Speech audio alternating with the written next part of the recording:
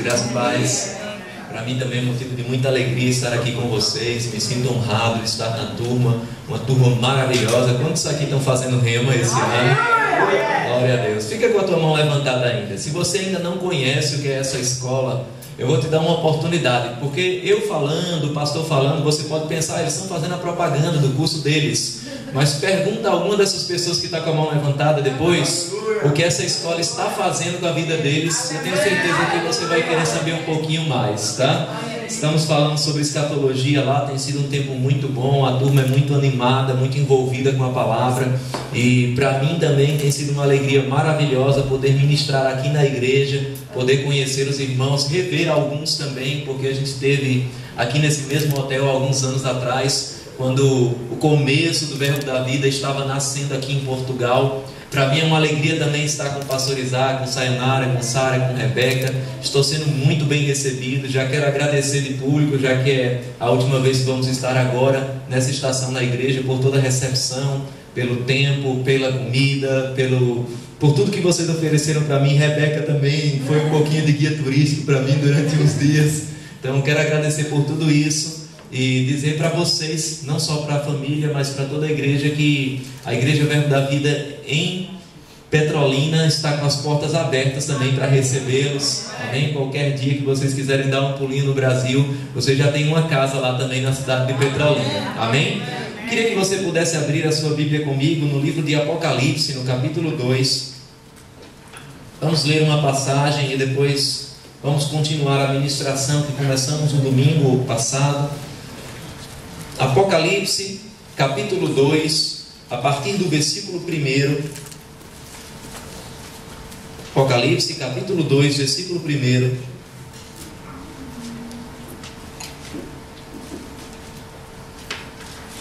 Você está com a sua Bíblia? Então vamos ler juntos.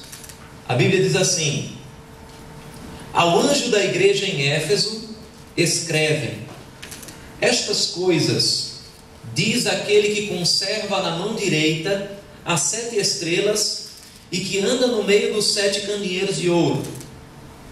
Conheço as tuas obras, tanto o teu labor como a tua perseverança, e que não podes suportar homens maus, e que puseste à prova os que a si mesmos se declaram apóstolos e não são, e os achaste mentirosos, e tens perseverança, e suportaste provas por causa do meu nome, e não te deixaste esmorecer.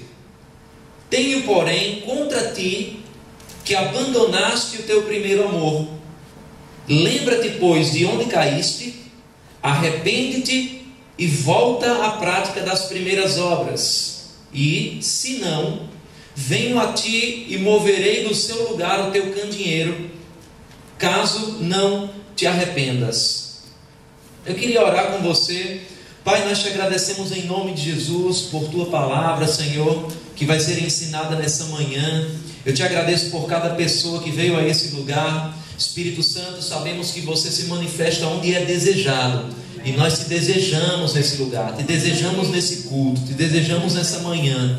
Desejamos ouvir não somente aquilo que vai nos satisfazer, aquilo que vai nos alegrar, mas ouvir as instruções, Pai, do teu trono para a nossa vida, para esse dia, Senhor. Mesmo que essas instruções nos confrontem, mesmo que essas instruções venham de encontro ao que estamos acostumados por tradição, ao que aprendemos na família, no dia a dia, nós estamos disponíveis, Senhor, a acatar as tuas instruções, o teu ensino, a tua correção, porque sabemos que ela é poderosa, Senhor. A tua palavra é poderosa para salvar as nossas almas. Essa palavra é mais viva, mais cortante do que qualquer espada de 2 gumes. E nós cremos, Senhor, que seremos ministrados aqui não apenas com informação, mas com transformação, Pai. Nós não vamos sair por essa porta da mesma maneira que entramos, porque essa tua palavra é poderosa, Senhor, para nos salvar. E nós estamos com o coração aberto, Senhor, a receber da tua revelação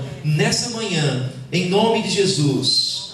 Amém. Glória a Deus. Então, queridos, nós falamos no domingo passado um pouco sobre crescimento espiritual e, se eu bem lembro, nós falamos sobre o aspecto coletivo desse crescimento, como é importante que nós estejamos conectados numa igreja local, para podermos crescer em comunhão com os irmãos, para podermos crescer sendo corrigidos também, para podermos crescer através de uma vida em oração, do serviço ao Senhor. Ressaltamos algumas dessas coisas. Vimos que não podemos crescer no cristianismo desconectados, não podemos crescer no cristianismo sozinhos. Deus, Ele não nos deu apenas a Bíblia, Deus nos deu também outros crentes, outros irmãos, e não necessitamos apenas da Bíblia para amadurecer. Precisamos de outras pessoas, precisamos de líderes, precisamos ser treinados, precisamos crescer em conjunto. E aqui, quando nós lemos a carta que o próprio Jesus Cristo ditou para o apóstolo João, para a igreja de Éfeso, essa mesma igreja que Paulo fez alguns anos antes uma carta também, a carta aos Efésios, nós vimos numa primeira descrição uma igreja que, do ponto de vista coletivo, ela estava crescendo tremendamente.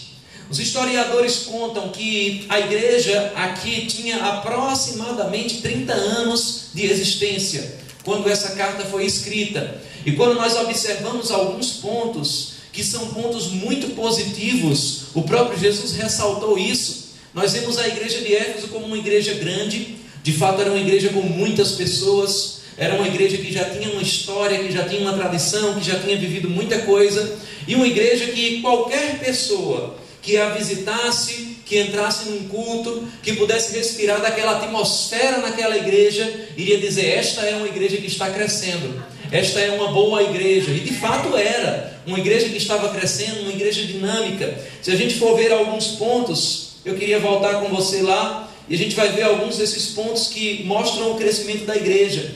Ele diz assim no capítulo 2 do livro de Apocalipse, e no versículo 2: conheço as tuas obras, tanto o teu labor como a tua perseverança.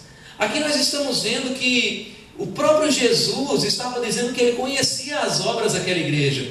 Em outras palavras, não era uma igreja que fazia obras ou fazia alguma coisa simplesmente por um ativismo, para ter uma agenda de eventos, ou para juntar as pessoas para se ocuparem em alguma coisa, mas eram obras que eram conhecidas nos céus.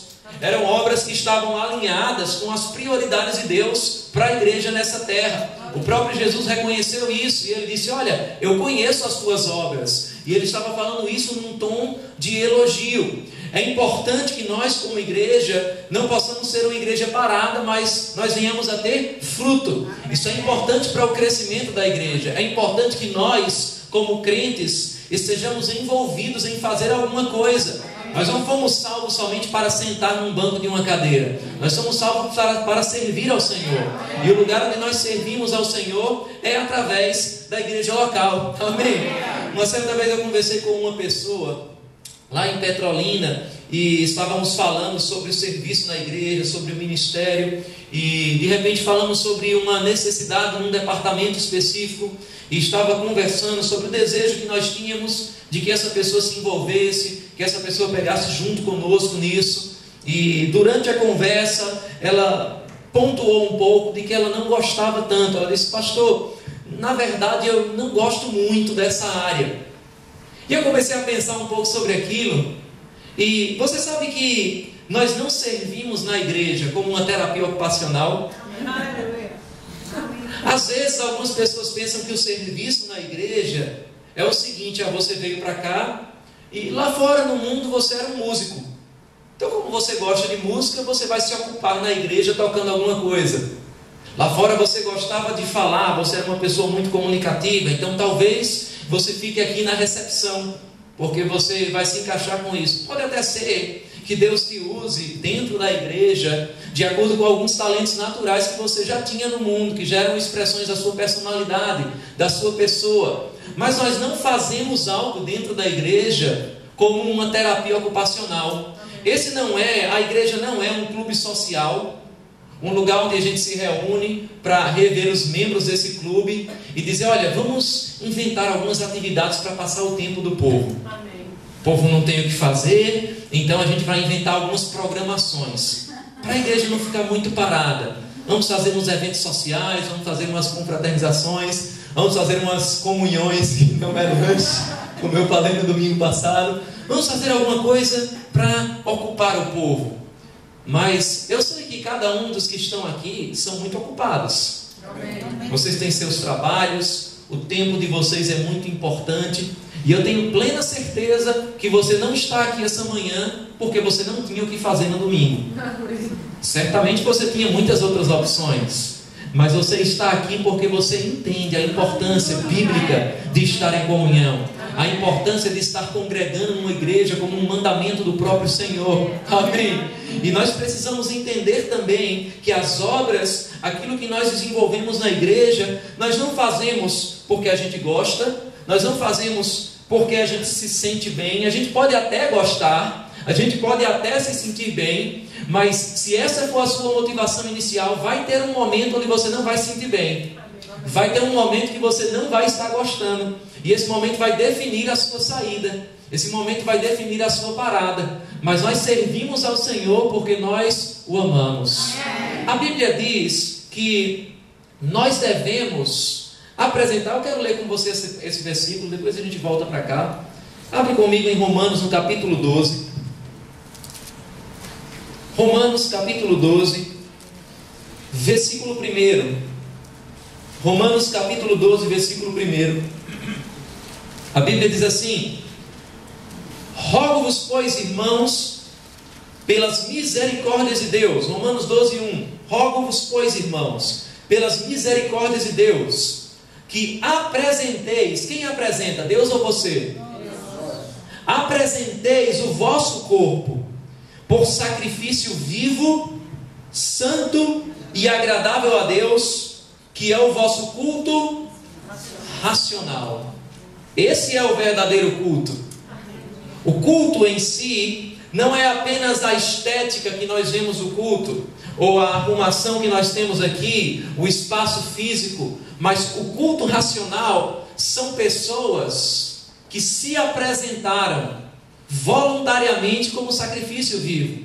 Na antiga aliança as pessoas sacrificavam animais, e no derramar de sangue daqueles animais eles estavam fazendo seus cultos, eles estavam cobrindo simbolicamente os seus pecados, até que um dia Jesus viesse para tirar o pecado da humanidade.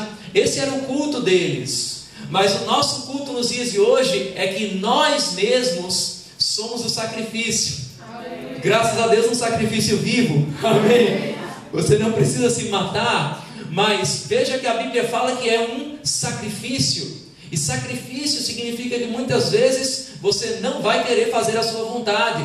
O problema de um sacrifício vivo é que um sacrifício morto, quando você coloca no altar, ele não sai daquele lugar. Mas um sacrifício vivo colocado no altar, ele vai ser tentado a sair do altar no momento da pressão. Mas ele disse: nós devemos nos oferecer como sacrifício vivo ao Senhor, santo, agradável. Esse é o culto racional.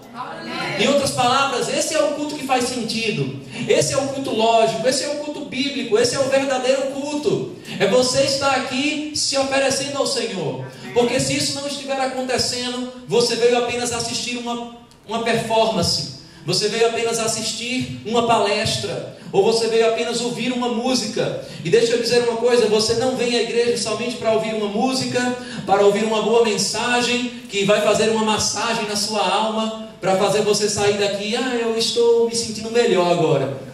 Esse não é o propósito da igreja. Como eu falei no domingo passado, nós não chegamos à igreja somente para consumir alguma coisa, como se fosse um centro comercial, mas nós chegamos para entregar alguma coisa, para nos doar, para fazer alguma coisa para o Senhor. É interessante porque algumas pessoas, elas pensam que aquela pessoa que está pregando, o ministro ou o pastor, ele está aqui para animar ou para entreter você, ou para falar as coisas que você gosta. Mas nós não somos candidatos políticos. Nós estamos aqui para falar as verdades da palavra de Deus. Algumas pessoas pensam que o grupo de música que estava cantando esse louvor maravilhoso está cantando para você. Mas eles não estão cantando para você, eles estão cantando para Deus. E eles estão ajudando você a ter a oportunidade de também cantar a Ele. Esse é o verdadeiro culto. Uma vez eu ouvi um testemunho de um ministro. Esse ministro se chama Wayne Cordeiro e ele é pastor de uma grande igreja no Havaí, nos Estados Unidos. E essa igreja, com milhares de pessoas, num determinado momento, num culto, ela precisou fazer o culto fora da igreja. O forro, se chama forro aqui também, o teto, ele teve que fazer uma reforma e ele não conseguiu terminar essa reforma até o domingo. E ele ficou muito preocupado com aquilo, porque eram milhares de pessoas, era uma estrutura muito grande. Então ele precisou alugar algumas tendas ao ar livre e decidiu que iria fazer um culto ao ar livre. Não poderia ficar aquele culto de domingo, aquela manhã, na verdade, de domingo, sem que houvesse um culto. E naquele dia ele estava orando, e uma das coisas que ele mais orou foi para que não chovesse, porque a tenda ela não conseguia cobrir todas as pessoas. Como eu disse, eram milhares de pessoas. Apesar de ser uma tenda enorme, mas dava para cobrir uma parte do palco e uma parte dos primeiros que ficassem na frente. E quando a manhã começou, ele estava se arrumando para ir à igreja, havia uma chuva muito forte.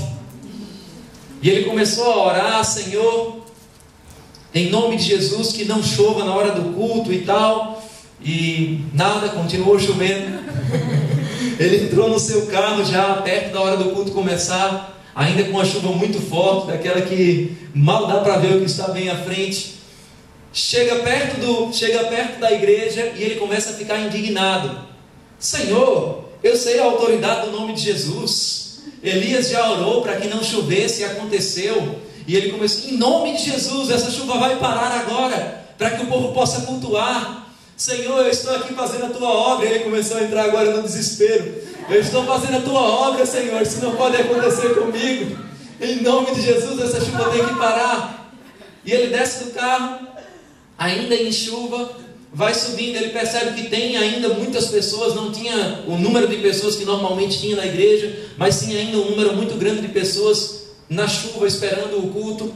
E enquanto ele está subindo a escada para a plataforma, o Espírito Santo começa a falar com ele: quando a minha presença no culto for tão importante quanto a ausência de chuva, você está pronto para ter as suas orações respondidas.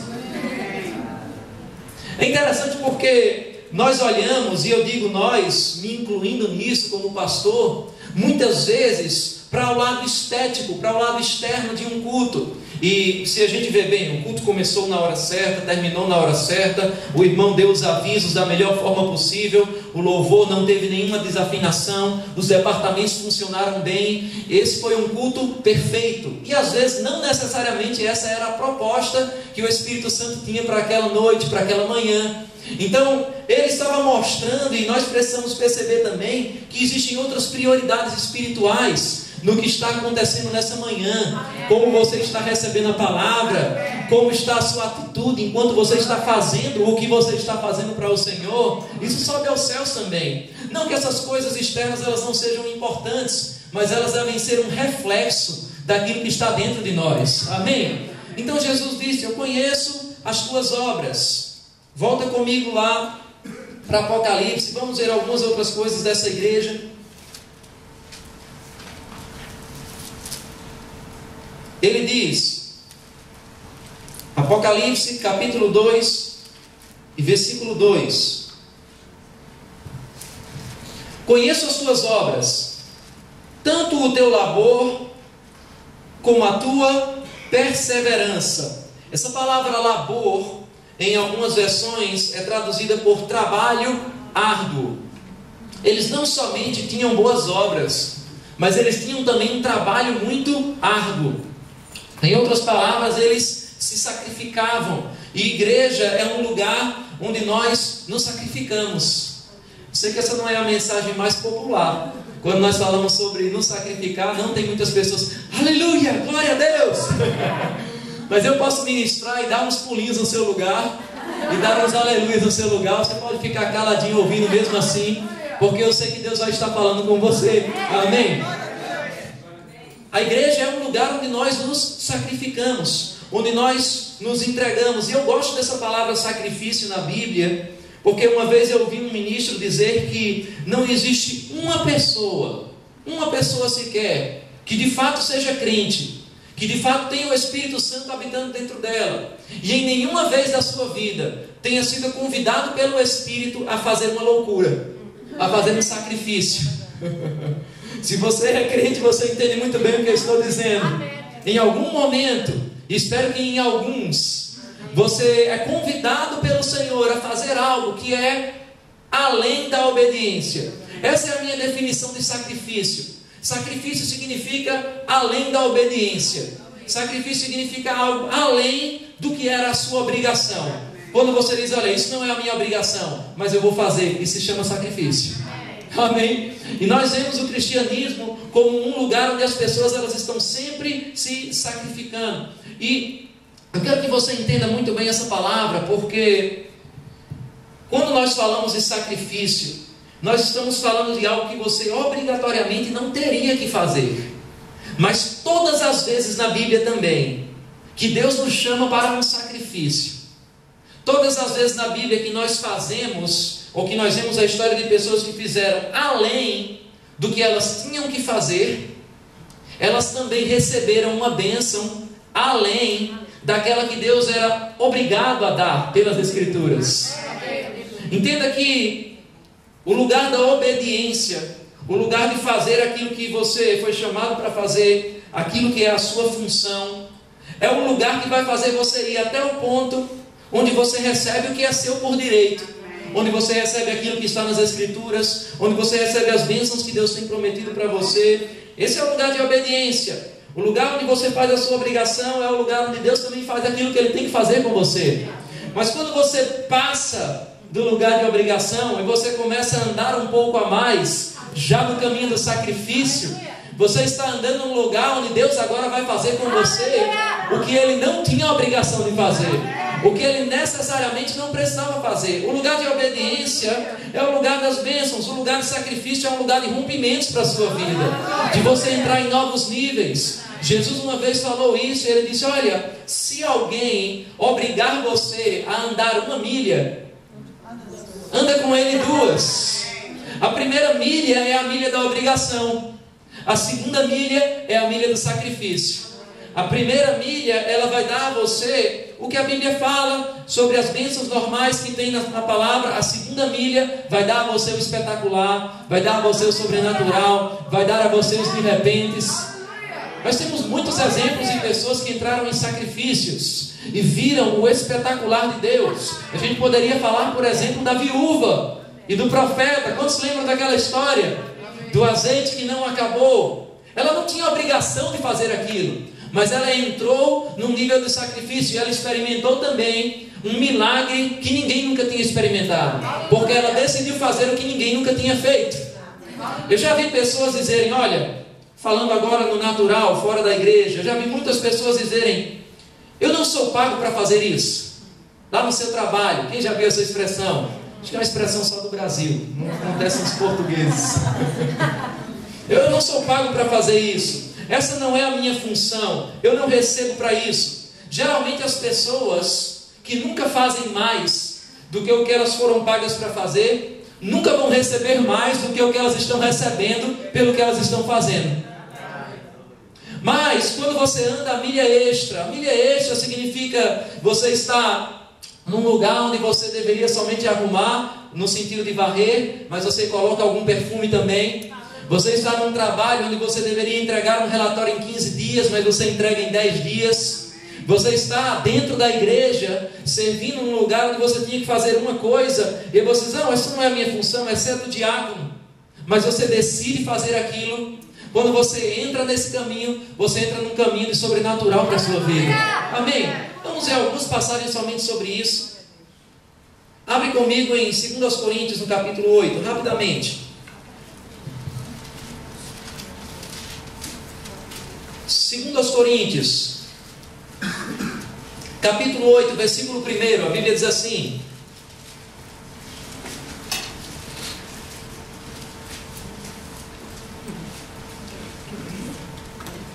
também, irmãos, vos fazemos conhecer a graça de Deus concedida às igrejas da Macedônia. A Macedônia é uma região que tinha muitas igrejas, dentre elas a igreja de Filipos, onde Paulo escreveu aos Filipenses. E ele diz aqui que essas igrejas tinham uma graça especial. Quantos querem uma graça de Deus? Ele diz: vos sabemos conhecer a graça de Deus concedida às igrejas da Macedônia, porque no meio de muita prova de tribulação, manifestaram abundância de alegria, e a profunda pobreza deles superabundou em grande riqueza da sua generosidade. Porque eles, testemunho eu, na medida de suas posses, e mesmo acima delas, deixa eu ler de novo aqui, eles, testemunham eu, na medida de suas posses, obediência, e mesmo acima delas, sacrifício, se mostraram voluntários, pedindo-nos com muitos rogos a graça de participarem da assistência aos santos. Eu não vou me demorar muito nessa passagem, mas deixa eu te colocar um pouco no contexto histórico do que estava acontecendo aqui. O apóstolo Paulo, ele foi comissionado por Deus para levantar uma oferta que seria destinada à igreja em Jerusalém. A igreja em Jerusalém, na verdade a cidade de Jerusalém, estava passando por uma grande crise financeira, uma crise econômica, e essa crise afligiu também a igreja e os irmãos que estavam ali. E como corpo de Cristo, as outras igrejas decidiram, Paulo, como sendo aquele que foi o apóstolo de muitas delas, decidiu levantar uma oferta, um valor financeiro, para ajudar a igreja de Jerusalém. E ele, por exemplo, convidou a igreja de Corinto para fazer essa oferta. É por causa disso que nós temos o capítulo 9 de 2 aos Coríntios e o ensino sobre ofertas. Foi inicialmente para essa oferta para a igreja de Jerusalém. Muitas outras igrejas também foram convidadas a fazer parte dessa coleta. Uma coleta para uma oferta específica. Agora, por algum motivo, Paulo não incluiu nessa coleta as igrejas da Macedônia. Parece que, eu creio particularmente, que é por causa disso que ele falou aqui, em prova de muita tribulação e profunda pobreza. Talvez eles também estivessem passando por necessidades. E aí Paulo olhou para aquela região e disse: não, essa região aqui eu não vou pedir a eles que façam essa oferta para Jerusalém, porque eles também estão passando por uma necessidade. Eu fico pensando como seria se nós chegássemos, por exemplo, agora e disséssemos: olha, nós fizemos uma campanha, e essa campanha é para um novo prédio que nós vamos estar indo aqui, da Igreja Verbo da Vida em Lisboa. Mas eu quero dizer aos irmãos que nós não precisamos mais levantar nenhuma oferta, porque todo o dinheiro já foi levantado, e graças a Deus está sobrando. Eu creio que uma boa parte da igreja iria dizer aleluia, glória a Deus. Mas eles não iam dizer aleluia necessariamente, porque o dinheiro chegou. Mas eles iriam dizer: graças a Deus, eu não preciso mais me envolver. Já conseguiram.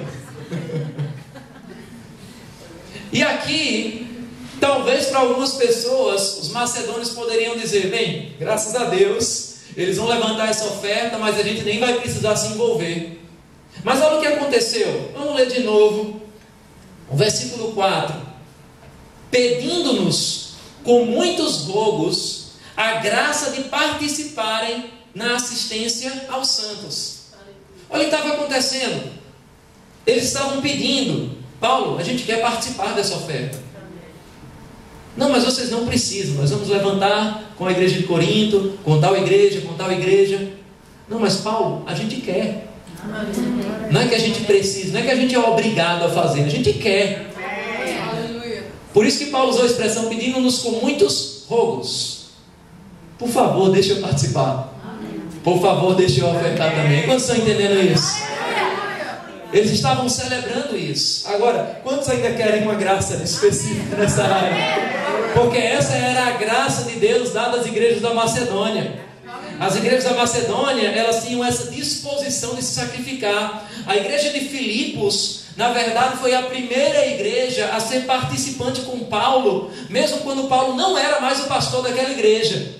Paulo saiu daquela região e os filipenses decidiram: nós vamos pegar junto com você, Paulo. Para onde você vai? E Paulo foi para uma região chamada Acaia, onde nasceu a igreja de Corinto. E durante um bom tempo Paulo pôde estabelecer a igreja lá, sem receber salário da igreja de Corinto, trabalhando em tempo integral, porque a igreja de Filipos ainda mandava uma oferta para ele. E ele falou sobre isso depois, e ele disse: bem sabeis, ó filipenses, que no princípio do evangelho, quando eu parti da Macedônia, Nenhuma igreja se associou comigo no tocante a dar e receber, senão vós somente. Aí ele diz depois: e o meu Deus, segundo as suas riquezas, suprirá cada uma das vossas necessidades em Cristo Jesus. Ele diz: há uma recompensa em sairmos, que se a obediência é bênção, os mandamentos e obediência são bênção para você, mas eu quero convidar você a um rompimento, eu quero convidar você a crescer num nível além, no sentido espiritual, quando você vai para um nível de sacrifício. E quando nós falamos de sacrifício, algumas pessoas ficam olhando sério para mim assim, porque pensam que a gente está falando somente de dinheiro. Não, não estou falando somente de dinheiro, mas estou falando também de dinheiro. Mas se nós formos olhar para a Bíblia é cheia de princípios que nos trazem a ideia de sacrifício, de coisas que não são necessariamente obrigatórias. Deixa eu te dar um outro exemplo: o jejum. Quantos sabem que o jejum está no Novo Testamento? Amém. Quantos sabem que se alguém viver a sua vida cristã inteira aqui na terra sem nunca jejuar, vai para o céu do mesmo jeito? Amém. Não vai ser reprovado pelo Senhor. Amém? Amém? Mas ainda assim nós podemos. O jejum é um dos símbolos de sacrifício espiritual. É quando você vai além da obediência, você vai além daquilo que você tem que fazer. E quando você está jejuando, você está pronto para, de repente, se Deus, para coisas no reino do Espírito que não necessariamente tinham que acontecer com você, mas vão acontecer porque você passou o caminho da obrigação. Amém? Nós precisamos aprender a andar mais nesse caminho de sacrifício. E Jesus falou que essa igreja era uma igreja que tinha um trabalho árduo, que se esforçava, que eram ativos, que eram produtivos, que se sacrificavam. Mas depois ele diz mais também. Volta lá para Apocalipse 2.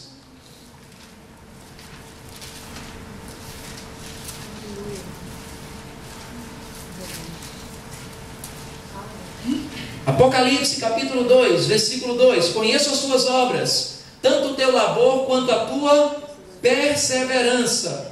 Então, não era uma igreja que desistia facilmente.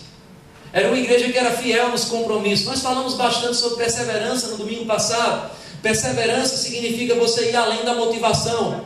Você fazer as coisas mesmo com a sua vontade de fazer já passou, mas você continuar naquilo. E essa era uma igreja perseverante. Não era um grupo de crentes pensando em se desviar, pensando se ia ou não para o culto hoje, pensando se ia ou não servir ao Senhor. Era um grupo perseverante. Depois ele diz mais. Ele fala ainda sobre essa igreja, dizendo assim: e que não podes suportar homens maus, e que puseste à prova os que a si mesmos se declaram apóstolos e não o são, e os achastes mentirosos. É interessante porque quando a gente lê isso, não pode suportar os homens maus, nos dá a ideia de que essa não era uma igreja que não tinha disciplina. Era uma igreja que trazia uma certa disciplina. E esse não é um assunto muitas vezes falado em muitas igrejas, porque algumas igrejas hoje elas tendem a se preocupar pouco com o assunto e a fazer o que eu gosto de chamar de disciplina da indiferença. Tanto faz o que as pessoas fizerem, cada um é responsável por sua vida, cada um é responsável por tudo que vai fazer dentro, fora da igreja, a não ser que aconteça aquele pecado mais escandaloso, aquele pecado mais visível. Se alguém adulterou, se alguém mentiu dentro da igreja, se alguém fez alguma coisa mais grave, aí você vai trazer uma repreensão para aquela pessoa. Mas se não, aquela pessoa pode ficar daquele jeito mesmo.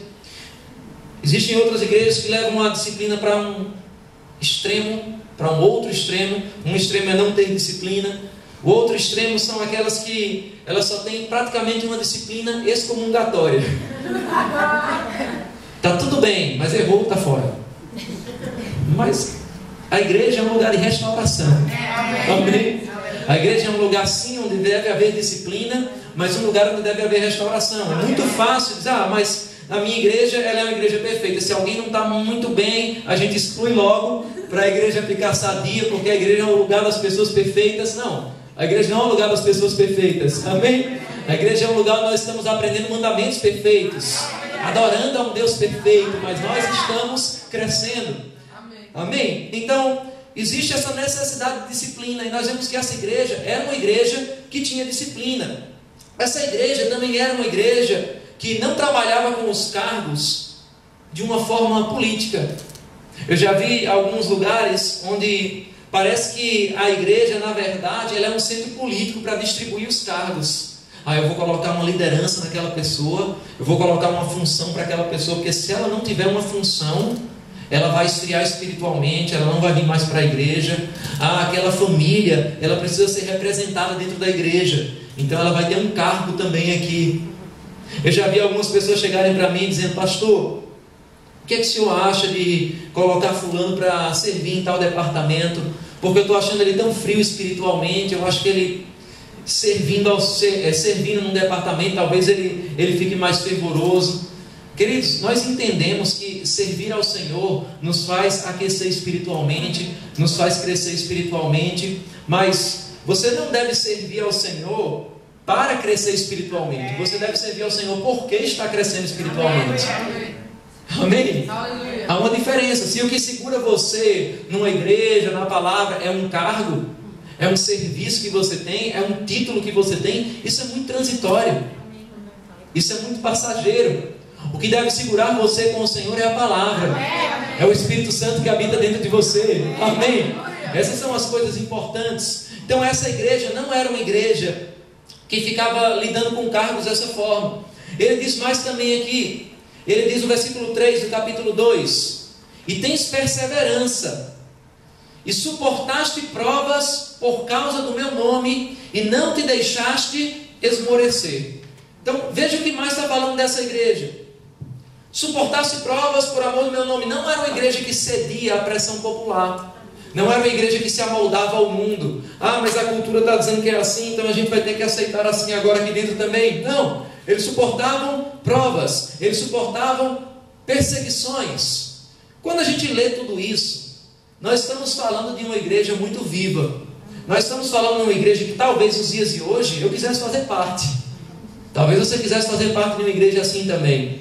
Uma igreja onde tinha passado os maiores pregadores. Apolo nasceu naquele lugar, o ministério dele. Priscila e Áquila também estavam lá em Éfeso. Paulo passou muito tempo em Éfeso. O apóstolo João também passou muito tempo em Éfeso. Era uma igreja certamente que estava em muita evidência, mas Jesus fala que tinha algo contra eles.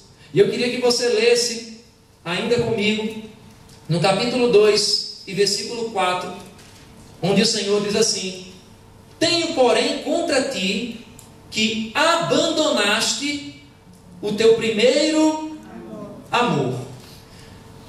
Eu fiz questão de enfatizar bastante o que nós estávamos vendo antes, porque quando nós falamos, pelo menos no Brasil, quando eu escuto a expressão abandonar o primeiro amor, a primeira ideia que me vem à cabeça é de um crente desviado, é de uma pessoa que não está mais congregando, é de uma pessoa que não vem mais à igreja, que não está mais servindo ao Senhor. E às vezes a gente diz: olha, você abandonou o primeiro amor, quem quer voltar ao primeiro amor? Mas quando nós lemos essa carta, se esse versículo não existisse, e se a gente tivesse lido só as primeiras partes, com aquela descrição toda, eu tenho certeza que você pensaria dessa igreja tudo, menos que era uma igreja que tinha abandonado o primeiro amor. Uma igreja ativa, uma igreja cheia de obras que eram inclusive conhecidas nos céus, uma igreja perseverante, uma igreja que tinha disciplina, uma igreja que não deixava falsos ministros se levantarem ali dentro, mas só quem era apóstolo de verdade, só quem era ministro de verdade, que não dava cargos só por dar cargos, uma igreja que era conhecida, uma igreja por onde passaram os grandes homens e mulheres de Deus daqueles dias. Uma igreja dinâmica, uma igreja viva, uma igreja que externamente todo mundo poderia chegar e dizer: este é o modelo de igreja. Você quer ter uma igreja? Seja como a igreja de Éfeso. Provavelmente era assim, mas Jesus disse que eles tinham abandonado o primeiro amor. Abandonar o primeiro amor não é necessariamente se desviar, não é necessariamente deixar de fazer coisas, porque o povo em Éfeso fazia muitas coisas. Certamente quem congregava na igreja de Éfeso tinha muito trabalho nos seus departamentos, tinha muita coisa, tinha muito ativismo para estar fazendo, e muitas dessas pessoas estavam ativas, estavam envolvidas em muitas coisas, mas Jesus diz que elas não estavam no seu primeiro amor. Naturalmente, fora do contexto da Bíblia, como é que funciona o nosso primeiro amor? Como é que funciona o momento de paixão? Pastor Isaac e Nara estavam falando um pouquinho sobre isso no começo do culto. E se você percebe, uma das coisas que mais chama a atenção no primeiro amor é que não importa as coisas, não importa onde se está, não importa o que se tem, mas com quem se está. Amém. Não é assim? Se você já se apaixonou e você passou por essa fase do primeiro amor, você não precisava estar num excelente restaurante, você não precisava estar num lugar memorável, você poderia estar num banco de uma praça, na frente da sua casa, onde você estivesse, com quanto você estivesse, não era importante, mas o importante era com quem você estava. Amém. E aí naturalmente nós começamos a conquistar coisas. Aquele casal que se ama, independente de, vai contra tudo, vai contra todos, começa a conquistar algumas coisas juntos. E depois de conquistar um nível de vida, depois de conquistar certas coisas, passamos a esquecer aquilo que nos moveu a conquistar essas coisas e ficamos mais atentos para as coisas que foram conquistadas. Isso me lembra um pouco o que Jesus fala sobre o reino de Deus em Mateus no capítulo 13, versículo 44. Eu queria que você abrisse lá comigo rapidamente.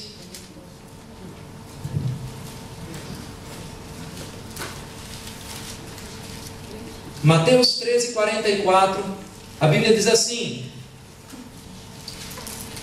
o reino dos céus é semelhante a um tesouro oculto no campo, o qual certo homem, tendo-o achado, escondeu, e, transbordante de alegria, vai, vende tudo o que tem, diga comigo, tudo o que tem, e compra aquele campo. Depois ele diz no versículo 45, o reino dos céus é também semelhante a um que negocia e procura boas pérolas, e tendo achado uma pérola de grande valor, vende tudo o que possui e a compra. É assim que deve ser o reino de Deus. Você simplesmente decidiu abandonar tudo e se entregou intensamente àquilo que você acabou de descobrir. Esse é o primeiro amor. A Bíblia diz em Jeremias 29, 13: buscar-me-eis e me achareis, quando buscardes de todo o vosso coração. Nós precisamos ter essa intensidade.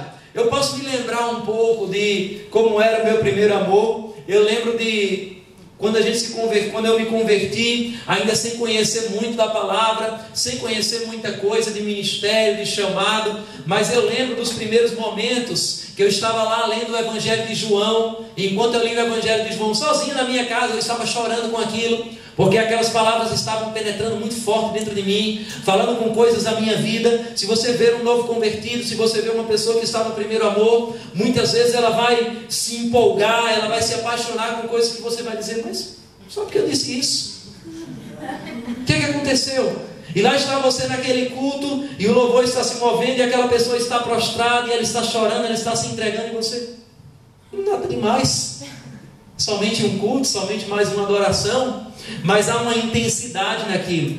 Eu lembro da primeira pessoa que eu levei por mim mesmo para ministrar batismo no Espírito Santo para aquela pessoa. Eu estava na escola e comecei a conversar com aquela pessoa. Ela era crente há alguns anos, não era batizada no Espírito, e eu lembro que nós fomos na minha casa, eu pude orar por ela. E hoje, creio que há um ano atrás mais ou menos, isso faz mais de uma década, e há um ano atrás me encontrei em Petrolina com ela e vi que ela continuava sendo crente, continuava servindo ao Senhor.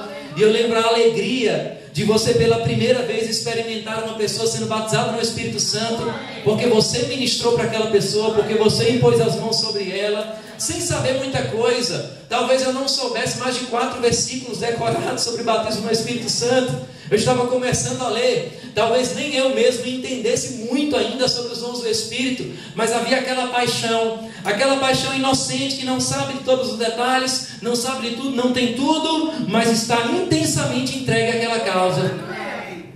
Achou uma pérola preciosa e disse: essa pérola vale tudo, eu vou vender tudo que eu tenho e eu vou comprar essa pérola para mim. Achou um campo, vendeu tudo que tinha e disse: esse é o meu campo, essa é a minha praia, esse é o lugar onde eu vou ficar. Eu nasci para estar aqui, eu nasci para crescer nesse lugar, eu nasci para viver isso com intensidade.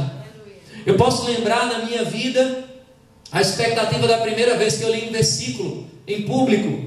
Eclesiastes capítulo 12, versículo 1. Lembra-te do teu Criador nos dias da tua mocidade, antes que cheguem os maus dias, nos quais venha dizer, não tenho neles contentamento.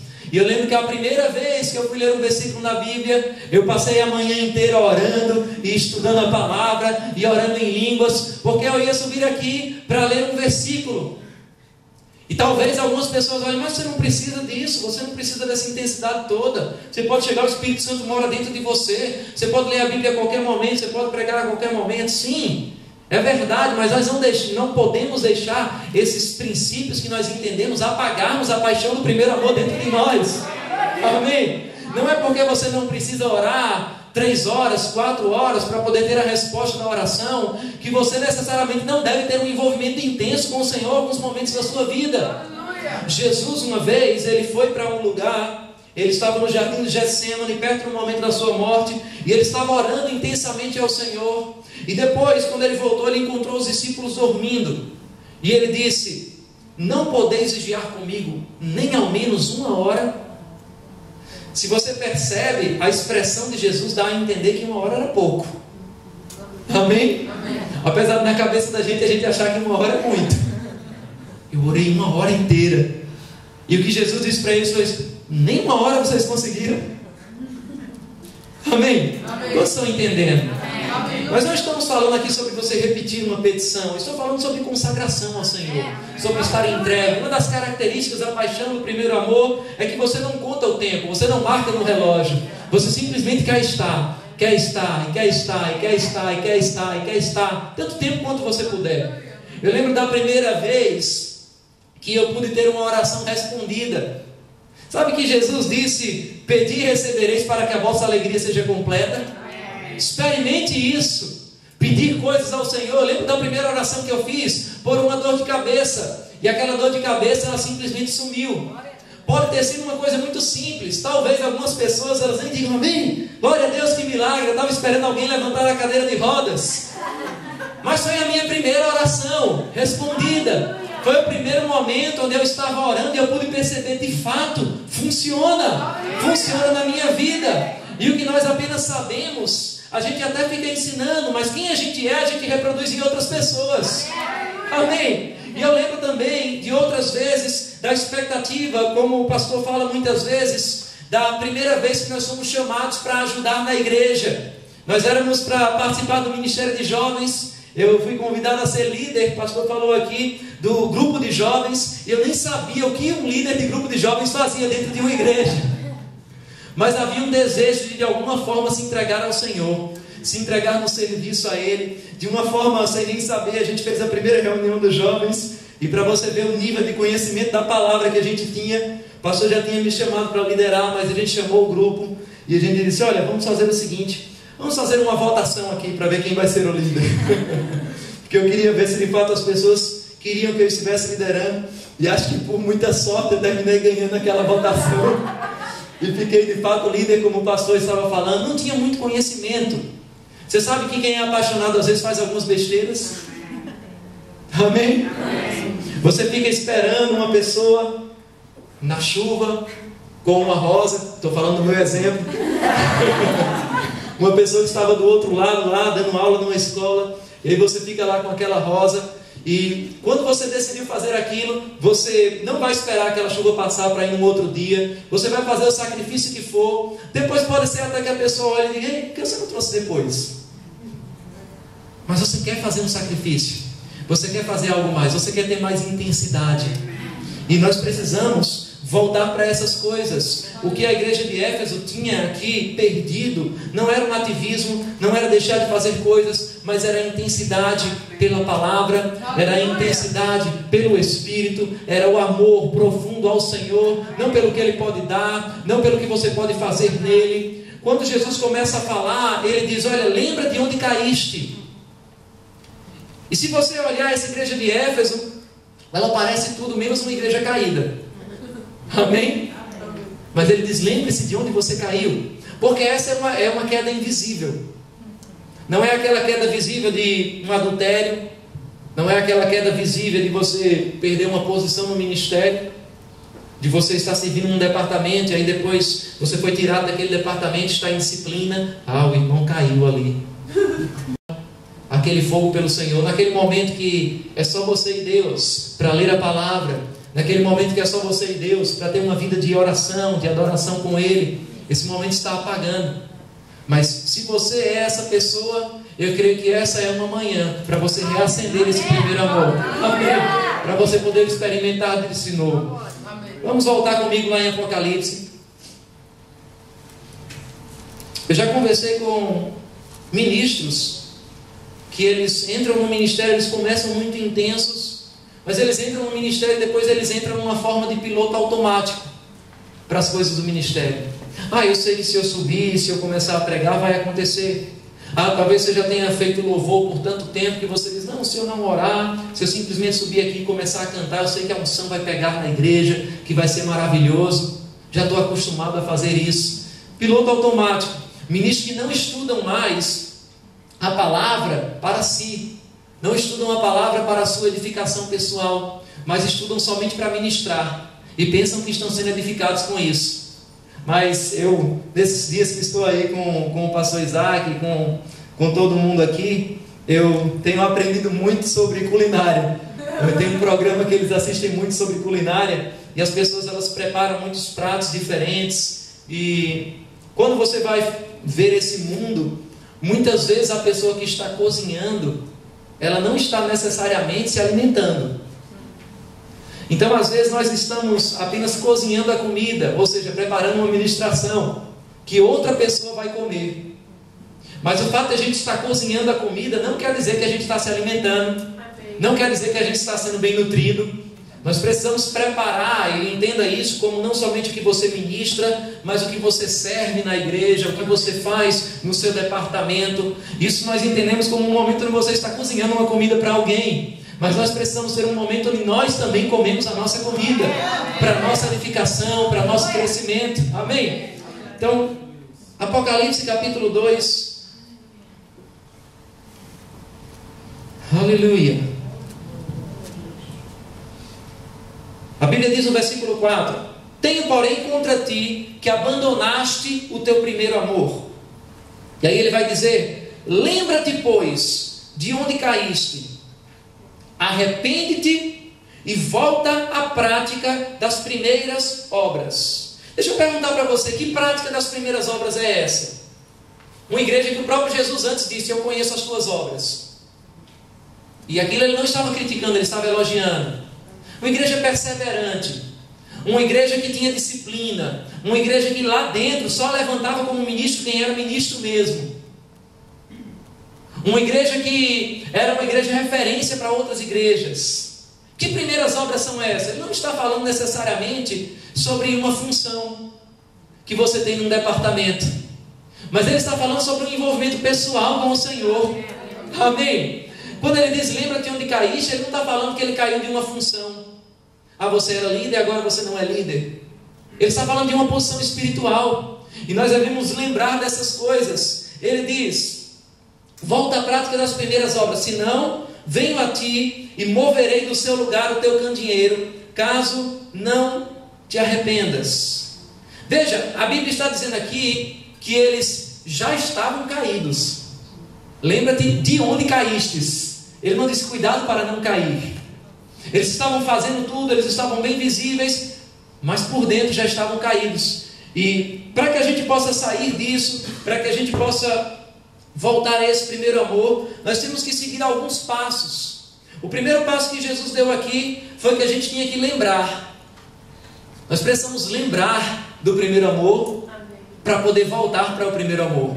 Amém? Essa palavra aqui que o apóstolo João escreveu, a palavra mineia, que a gente traz também para a memória, ela era usada muitas vezes na Grécia Antiga para representar as estátuas, para representar os memoriais.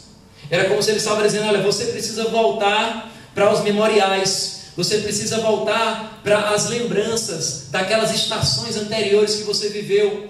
O que era esse primeiro amor? O que era esse primeiro momento deles? Se você quiser ler em casa, você pode ler o capítulo 18 do livro de Atos, desde o 18 até o 19, versículo 20, que vai mostrar a revolução que aconteceu quando Paulo chegou naquela cidade de Éfeso.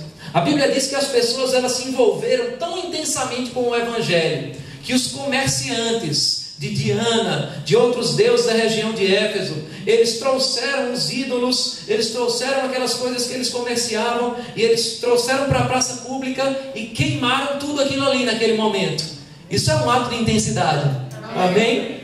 Cada um tem uma experiência diferente. Eu não estou dizendo que tem que ser assim com todo mundo, mas eu lembro que no momento que eu me converti, eu olhei para um monte de CDs que eu tinha de músicas seculares, de músicas que não eram cristãs, e eu lembro que veio um desejo de simplesmente destruir aquilo tudo, de quebrar aquelas coisas todas. Hoje eu sei que eu não tinha necessariamente, não era obrigado a fazer aquilo, mas aquilo era uma inocência do primeiro amor. Aquilo era uma paixão de alguém que estava dizendo: eu estou completamente separado, eu não faço mais parte desse mundo. Foi isso que o povo de Éfeso fez naqueles dias. Decidiram se entregar completamente. A Bíblia diz que o que foi queimado ali somava cerca de 50 mil denários. Se você fizer as contas, isso dá aproximadamente 1 milhão de euros nos dias atuais. Um denário era o salário de um trabalhador durante um dia. 50 mil denários daria um trabalho mais ou menos de um trabalhador comum, de um salário mínimo de 166 anos. Aquilo movimentou toda a cidade. Foi uma verdadeira revolução que aconteceu ali dentro. Só que essa revolução ainda não era uma revolução de uma igreja que estava crescendo enormemente, de uma igreja que estava visível aos olhos de todos, mas era uma revolução interna, naquelas pessoas que estavam lá. E nós precisamos voltar para essas coisas. Nós precisamos lembrar e celebrar, precisamos aprender a celebrar as coisas que a palavra tem feito conosco. Você consegue celebrar isso? Celebrar o que a redenção fez com você. Aleluia. Eu sei que essa igreja ainda vai crescer muito. Eu sei que grandes coisas vão acontecer nesse lugar, mas nós precisamos continuar com a mesma paixão, com a mesma intensidade que nós estamos hoje.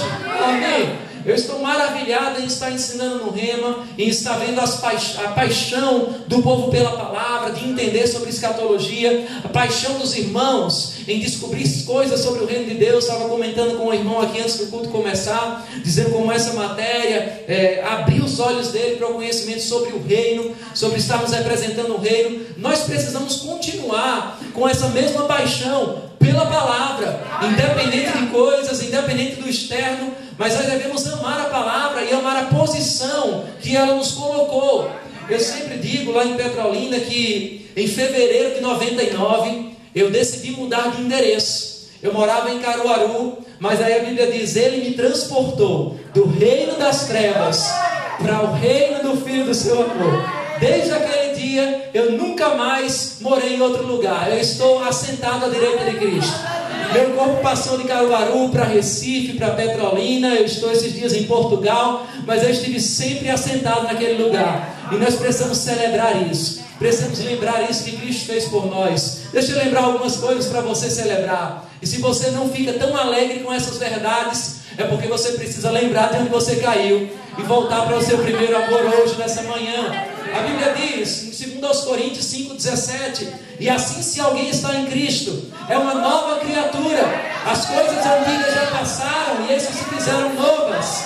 Romanos 8,1 diz: agora, pois, nenhuma condenação há. Diga: nenhuma condenação há. Nenhuma condenação há para os que estão em Cristo Jesus.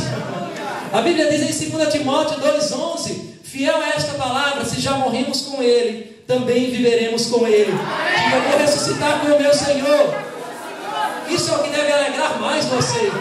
Isso é o que deve trazer esperança, deve aquecer o seu coração. Amém? A Bíblia fala que o Espírito Santo, que é o nosso guia, que é o nosso ajudador, em João 14,17 diz: o Espírito da verdade, que o mundo não pode receber, porque não o vê nem o conhece, vós conheceis, porque Ele habita convosco e estará em vós. O Espírito Santo está em você, você pode celebrar isso. Amém? Essa é a verdadeira revolução que aconteceu dentro de nós. Uma revolução não vai acontecer quando, eu não digo se, porque vai ser isso, quando essa igreja ela for uma grande igreja fisicamente e alcançar centenas de pessoas em Portugal. Não, isso é só um resultado. Uma grande revolução já aconteceu na sua vida. Uma transformação dentro de você que colocou colocou você de lado a lado com todas essas promessas de Deus. Olha o que a Bíblia diz. A Bíblia diz assim, em Romanos capítulo 5, versículo 1: justificados, pois, mediante a fé, temos paz com Deus, por meio de nosso Senhor Jesus Cristo. Diga: eu fui justificado. Aleluia, glória a Deus. Aleluia. Nós temos o amor de Deus dentro de nós. Aleluia, esse amor foi derramado nos nossos corações. Aleluia, esse amor e esse Espírito Santo morando dentro de você, ele faz com que você viva nessa terra os melhores dias da sua vida. Aleluia. Sabe, a primeira vez que eu fui para a França, eu fui sozinho e eu fui como mochilando, como as pessoas dizem no Brasil, e eu não conhecia muita coisa lá. Eu fiquei perdido nos metrôs, sem saber falar francês durante um tempo. Descobri também que alguns franceses não gostam de falar inglês, então eu preferia tentar procurar sozinho algumas coisas às vezes. E foi uma viagem boa, mas a segunda vez que eu fui com uma pessoa que morava na França. E essa pessoa rapidamente me levou aos melhores lugares. E eu pensei, eu demorei tantas horas para chegar aqui. E ele simplesmente fez esse atalho e chegou. E ele me levou para os melhores lugares, para as melhores experiências, comi as melhores coisas. E eu percebi que na primeira vez, eu cheguei pelo mesmo lugar, no aeroporto, e voltei pelo mesmo lugar que a segunda vez. A única diferença era o guia que eu tinha durante. E a Bíblia diz que nós temos, nesses dias, um guia. Veja, todo crente, ele entra aceitando a Jesus, e ele um dia vai para o céu. Todo mundo começa no mesmo lugar e vai terminar no mesmo lugar, por assim dizer. Mas esse durante pode ser muito mais prazeroso, pode ser muito melhor desfrutado, se você seguir esse guia que mora dentro de você. Ele quer te levar para os lugares que ele já conhece, passar pelas experiências que ele já passou, que ele já mostrou a outras pessoas também. Amém? Nós precisamos aprender a celebrar essas coisas. Precisamos aprender a voltar a esse primeiro amor. Aleluia. Uma outra coisa que ele fala depois de lembrar do nível que eles caíram, ele diz: arrepende-te, lembra-te de onde caíste e arrepende-te. Arrependimento não quer dizer necessariamente um sentimento. Arrependimento significa mudança de mentalidade, pensar diferente, a palavra metanoia. Mas arrependimento geralmente vai sim envolver um sentimento, principalmente quando estamos falando de paixão, quando estamos falando de um primeiro amor. A Bíblia diz em Tiago, no capítulo 4, versículo 8, e eu queria que você abrisse comigo.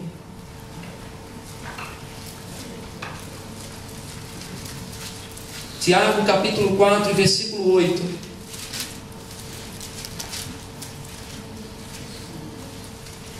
Aleluia. Queria que o grupo de música pudesse vir aqui.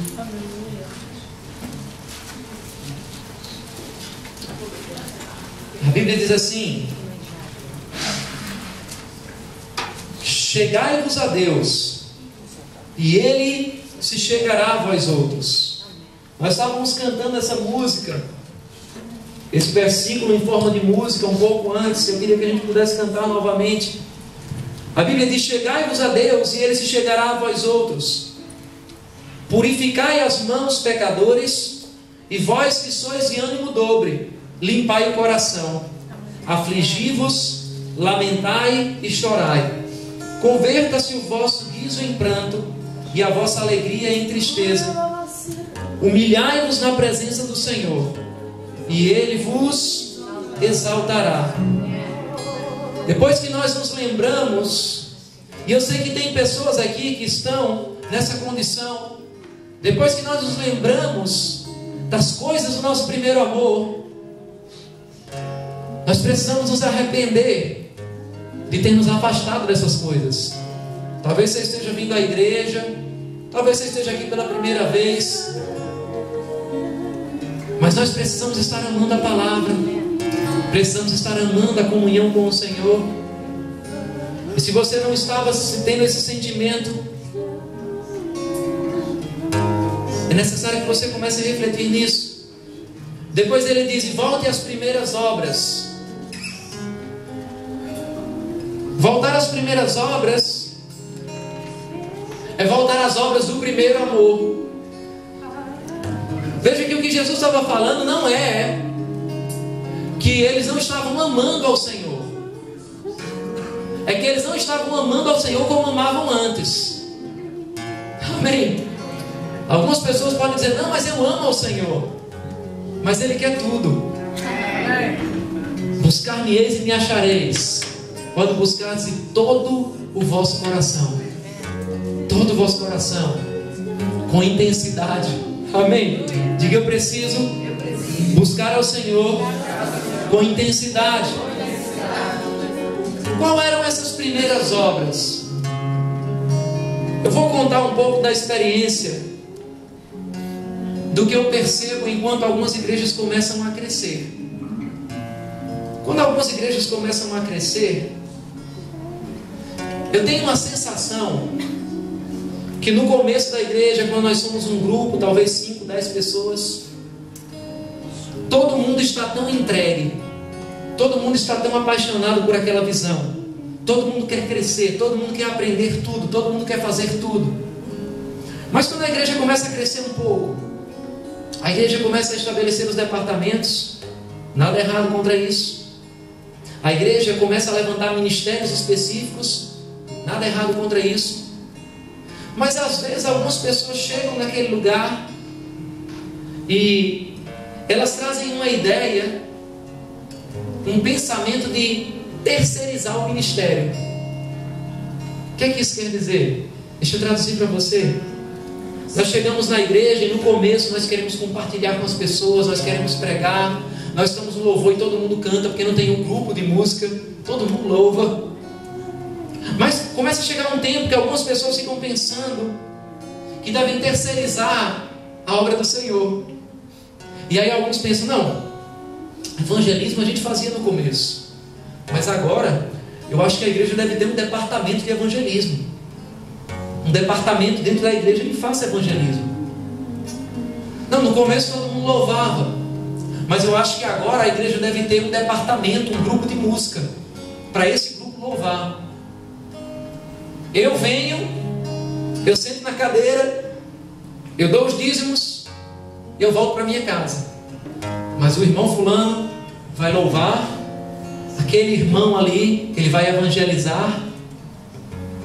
E a gente começa a entregar algumas responsabilidades que são responsabilidades nossas como cristãos. Todos nós devemos adorar. O grupo de música está aqui para ajudar você nisso. Amém? Todos nós devemos evangelizar. Não um grupo específico de evangelismo. Todos nós devemos estudar a palavra, não somente aqueles que vão ser terceirizados para o ensino da palavra. Todos nós devemos nos envolver com as coisas do Senhor. Nos envolver com paixão, nos envolver com intensidade. Eu quero convidar você a nesse momento poder ficar de pé e poder se entregar com intensidade ao Senhor. Lembra do que Ele fez com você e se achega a Ele. Essa expressão foi uma expressão falada para a igreja. Na medida que você se chega a Ele, Ele se chegará a você.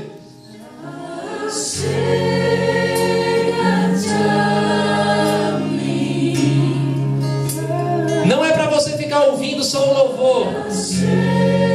É para você agora fechar os seus olhos e se achegar a Ele. Se achegue ao Senhor. Um apaixonado não tem medo de passar ridículo. Um apaixonado não está nem aí para o que os outros vão pensar. Não interessa se vão pensar que eu sou um radical. Eu sou um apaixonado pelo Senhor. Eu sou dele. Eu sou dele. Eu sou dele. Diga: eu sou teu, Senhor. Diga: Pai, eu quero te amar com tudo que eu tenho, com tudo que eu sou, com todas as minhas forças, com todo o meu entendimento. Você achou uma pérola preciosa. está convidando você a vender tudo e comprar essa pérola. Não há nada mais precioso do que esse Evangelho. Não há nada mais precioso do que essa palavra. Não há nada mais precioso do que esse Espírito Santo. Ele habita dentro de você. Ele disse: eu vou estar com você todos os dias. Todos os dias. Todos os dias. Vamos celebrar essa presença.